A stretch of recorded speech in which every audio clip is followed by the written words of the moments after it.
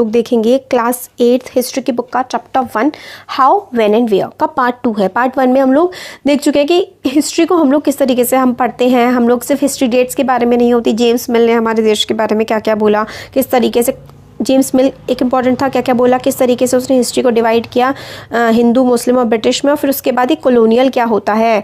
ठीक है, इसकी डेफिनेशन देखिए हम लोगों ने यहाँ से यहाँ तक देखी थी। व्हेन सब्जुगेशन स्टार्ट हो जाता है हर तरीके से किसी देश का तो कॉलोनियल उसको बोलते हैं, तो ये इंपॉर्टेंट है। अब आता है हाउ डू वी नो, हमें किस तरीके से पता लगता है हिस्ट्री के बारे में, तो किस तरीके से क्या क्या अंग्रेजों ने किया था।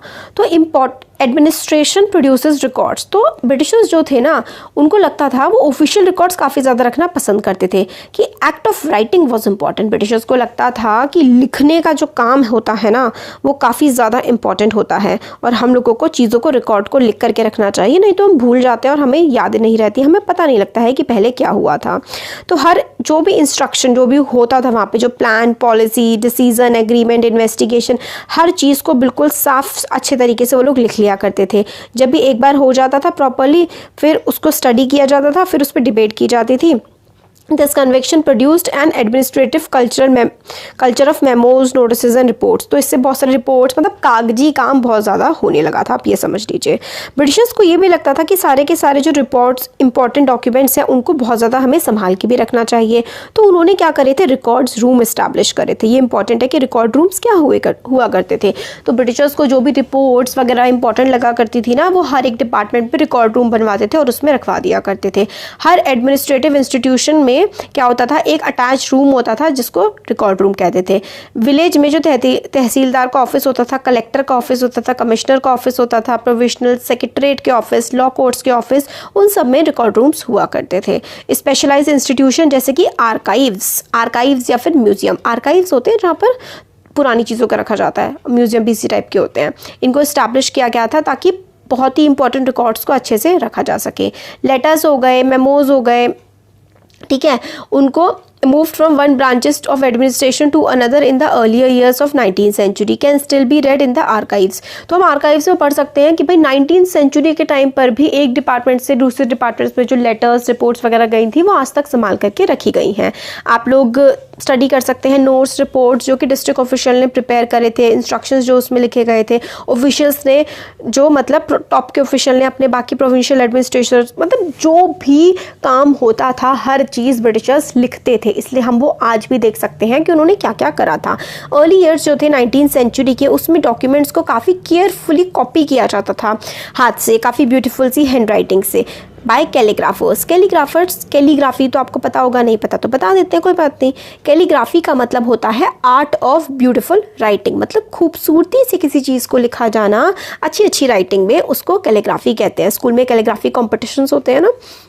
19th सेंचुरी आते आते प्रिंटिंग काफ़ी ज़्यादा आ गई, तो काफ़ी सारी एक ही रिकॉर्ड की काफ़ी सारी कॉपी बनाई जा सकती थी और गवर्नमेंट के हर डिपार्टमेंट को उसको पहुँचाया जा सकता था, तो लिखना इतना इंपॉर्टेंट नहीं रहा। इंडिया का नेशनल आर्काइव, यहाँ पर सारे के सारे डॉक्यूमेंट्स रखे गए हैं।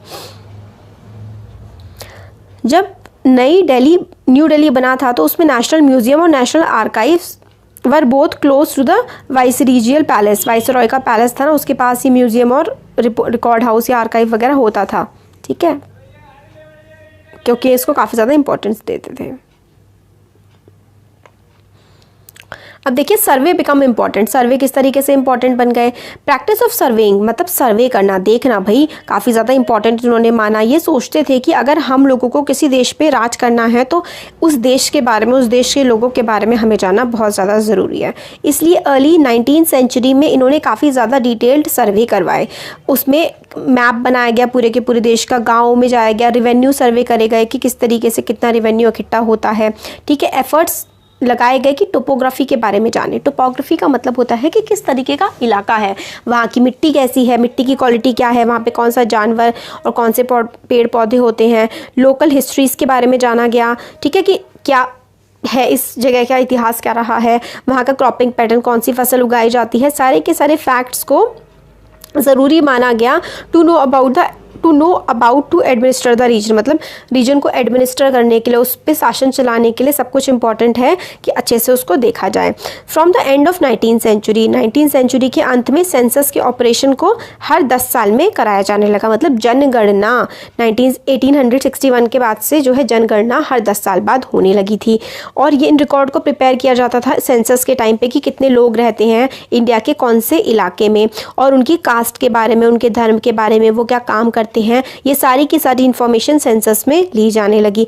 और भी सर्वे हुए, बोटानिकल सर्वे हुए, जिसमें सारे के सारे पेड़ पौधे कौन से हैं उनके बारे में रखा गया रिकॉर्ड, की जूलॉजिकल सर्वे कौन कौन से जानवर हैं, और बाकी काफ़ी सारे आर्कियोलॉजिकल, एंथ्रोपोलॉजिकल मतलब एंथ्रोपोलॉजी ह्यूमन की स्टडी के बारे में, कौन कौन से जंगल हैं, तो बहुत सारे सर्वे हुए। क्यों? क्योंकि अंग्रेज़ पूरी एक एक चीज़ को अच्छे से परखना चाहते थे। अब ये देखिए कस्टर्ड एप्पल का प्लांट है 1770s का, बॉटनिकल गार्डन और natural history museum, this is important, botanical garden and natural history museum establish किया गया था, ठीक है, by the British, collected plant specimen and information about their uses. तो उन्होंने बोटानिकल गार्डन बनाए। बोटानिकल गार्डन क्या होते हैं? देखिए, जैसे कि कोई हर्ब्स हैं, जड़ी बूटियाँ टाइप्स की चीज़ें जो बहुत ज़्यादा इंपॉर्टेंट प्लांट्स के स्पेशीज़ होते हैं ना, उनको उस गार्डन में रखा जाता है ताकि उसको स्टडी किया जा सके, उसके क्या क्या इस्तेमाल हैं। तो लोकल आर्टिस्ट से उसकी मतलब पिक्चर बनवाई गई थी, फ़ोटो वगैरह तो होते नहीं थे, तो पिक्चर्स बनवाते थे, ठीक है। अब सर्वेज बिकम इम्पॉर्टेंट, ये वाला हमने देख लिया। What official records do not tell. अब हम लोगों ने ये सब देखा कि हमारे ऑफिशियल रिकॉर्ड्स क्या बताते हैं, मतलब जो अंग्रेज़ों ने, ब्रिटिशर्स ने, सरकार ने लिखा वो क्या था, बट ऑफिशियल रिकॉर्ड्स हर चीज़ तो नहीं बताते हैं। तो वास्ट कॉर्पस ऑफ रिकॉर्ड्स हम लोगों को काफ़ी कुछ पता लगता है ऑफिशियल रिकॉर्ड से, बट हम लोगों को ऑफिशियल रिकॉर्ड से ये नहीं पता लगता कि नॉर्मल इंसानों की ज़िंदगी कैसे रही होगी, है ना, ये तो हमें नहीं पता लगता है। अब देखिए मैपिंग सर्वे ऑपरेशन, सर्वे के ऑपरेशन को जो बंगाल के जेम्स प्रिंसेप ने ड्राइंग बनाई थी कि सर्वे किस तरीके से हो रहा है, देखो बातचीत कर रहे हैं, पता लगा रहे हैं चीज़ों के बारे में। रिबेल फॉर 1857 म्यूटिनी, ये बहुत ज़्यादा इंपॉर्टेंट है। अब आगे के हमारे जो चैप्टर्स हैं ना, इसके बारे में हम उसमें पढ़ेंगे चैप्टर 5 में। तो they were interested in and what they were wish to preserve for posterity। Records हम मतलब रिकॉर्ड्स जो हैं वो हम लोगों को सरकार के बारे में बताते हैं, बट देश के लोगों के बारे में नहीं बताते। इसके लिए हम लोगों को क्लोजर मतलब कहीं और पर देखना पड़ेगा। हम जैसे कि अगर हम सर्च करते हैं काफ़ी सारे और रिसोर्सेज, तो हम लोग को काफ़ी कुछ मिल जाता है। They were more difficult to get than official records. Official records सरकार ने जो संभाल के रखे हैं उसका ढूंढना आसान है, बट लोगों के बारे में बहुत कुछ जानकारी मिल जाती है, बट उसको ढूंढना थोड़ा सा मुश्किल रहा। लोगों की डायरीज पढ़ी गई इसके लिए, अकाउंट्स लिए गए पिलग्रिम्स के, लोग जहाँ जहाँ घूमने जाते थे, ट्रेवलर्स काफ़ी सारी चीज़ें लिखते हैं, लोगों ने अपनी ऑटोबायोग्राफीज़ लिखी, इंपॉर्टेंट पर्सनालिटीज़ की जो ऑटोबायोग्राफीज़ है उनसे हमें पता लगता है। पॉपुलर बुकलेट्स जो कि बाज़ार में बेची जाती थी, वाइड स्प्रेड जो था न्यूज़पेपर हो गया था, तो लोगों ने जो लीडर्स थे उन्होंने अपने न्यूज़पेपर छापने शुरू कर दिए थे। लीडर्स रिफॉर्मर्स आइडियाज़ अपने लिखते थे, कहानियाँ, नॉवेल्स वगैरह, पोएम्स लिखते थे, है ना, अपनी फीलिंग्स को बताते थे। तो उससे हमें लोगों के बारे में पता लगता है कि लोग क्या सोचते थे। ये सारे के सारे जो सोर्सेज हैं वर produced by who were literate, मतलब उन लोगों ने लिखे जो कि लिटरेट थे, पढ़े लिखे थे। और जो लोग पढ़े लिखे नहीं थे उनका क्या, उनके बारे में हम कैसे जानेंगे। For these we will not be able to understand how history was experienced and lived by tribal. जो कबीलों में रहने वाले लोग हैं उनके लिए हिस्ट्री कैसी थी, या फिर जो किसान था उसके लिए हिस्ट्री कैसी थी, वर्कर्स जो माइंस में काम कर रहे थे उनके लिए क्या था, और पुअर्स जो कि सड़क पे रहते थे उनके लिए क्या था। Getting to know their lives is more difficult task. उनकी लाइफ के बारे में जानना और मुश्किल टास्क था, येट इसको भी जाना जा सकता है। इसके लिए ज़्यादा एफर्ट लगाने पड़ेंगे। आगे हम लोग जब चैप्टर आगे बुक में के चैप्टर्स पढ़ेंगे ना, तो हम लोगों को इनके बारे में भी, इनकी लाइफ के बारे में भी काफ़ी कुछ जानने के लिए मिलेगा। तो हम लोगों का चैप्टर कंप्लीट हो गया है। अब देखिए आगे के चैप्टर जो है चैप्टर 5, उसमें हम 1857 की म्यूटिनी, सिपाही म्यूटिनी या फिर फर्स्ट वॉर ऑफ इंडिपेंडेंस के बारे में पढ़ेंगे। क्वेश्चन आंसर्स तो हमने ऑलरेडी कंप्लीट कर ही रखे, जैसे कि ट्रू फॉल्स में अभी देख लेते हैं कि जेम्स मिल divided Indian history into 3 parts. James मिल ने 3 पार्ट्स में डिवाइड करी थी, हिंदू, मुस्लिम, क्रिश्चियन नहीं। क्रिश्चियन की जगह यहाँ पर ब्रिटिश होना चाहिए, ठीक है। तो फर्स्ट वाला क्या हो जाता है, फर्स्ट वाला फॉल्स हो जाता है। Official documents help us understand what the people of a country think. लोग क्या सोचते हैं ये थोड़ा ना बताता था, ब्रिटिशर्स क्या सोचते हैं वो बताता था। British thought surveys were important for effective administration, ये ट्रू है। अब लेट अस डिस्कस ये जो है, can you think of example of survey in your word today. हाँ, सेंसस होता है ना, सेंसस होता है।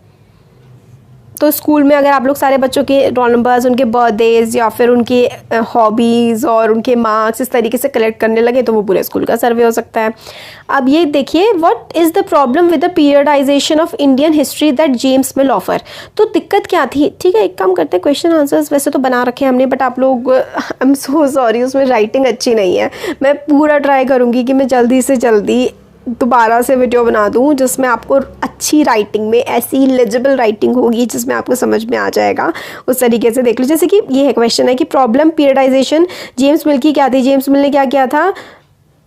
हिंदू, फिर उसके बाद मुस्लिम, फिर ब्रिटिश। बट हमेशा तो हिंदू मुस्लिम ब्रिटिश नहीं रहा था ना हमारे देश में, आज भी नहीं है इतना।